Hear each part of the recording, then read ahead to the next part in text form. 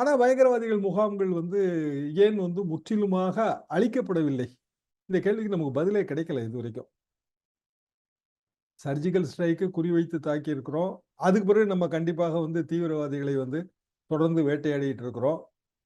அப்போ பயங்கரவாதிகளை உற்பத்தி செய்து கொண்டே இருக்கிறதா பாகிஸ்தான்? அப்படின்னா ஏன் வந்து உலக நாடுகள் அதை வந்து கண்ட்ரோல் செய்யல? இப்படியான பல கேள்விகள் வருது. நேற்றைக்கு கூட ஹிந்துவுல வந்து ஒரு பெரிய கட்டுரை. அந்த கட்டுரையில அவங்க என்ன சொல்லியிருந்தாங்கன்னா, உலகம் வந்து அமெரிக்கா பயங்கரவாதிகள் தாக்குதலுக்கு வந்தா, அது வந்து ஆக்ட் ஆஃப் டெரர்ன்னு சொல்றாங்க. ஆனா அதுவே வந்து இந்தியா மீது நடத்தப்பட்டால் யுவர் டெரரிஸ்ட், அவர் டெரரிஸ்ட் இப்படி பிரிக்கப்படுது. அது ஏதோ இந்தியா, பாகிஸ்தானுக்கு இடையேயான பிரச்சனை மட்டும் தான்னு பார்க்கப்படுது. உலகளாவிய பிரச்சனையாக பார்க்கப்படுவது இல்லை. இது நம்ம ராஜதந்திர முயற்சிகளுக்கும் ஒரு பின்னடைவு தான். அதாவது டெரர் டெரர் எக்ஸ்போர்ட்டிங் கண்ட்ரி பயங்கரவாதத்தை ஊக்குவிக்கிற நாடு. பாகிஸ்தான் பயங்கரவாதிகள் முழுமையாக கிட்டத்தட்ட 90% இந்திய பகுதிகளில் தாக்குதல்.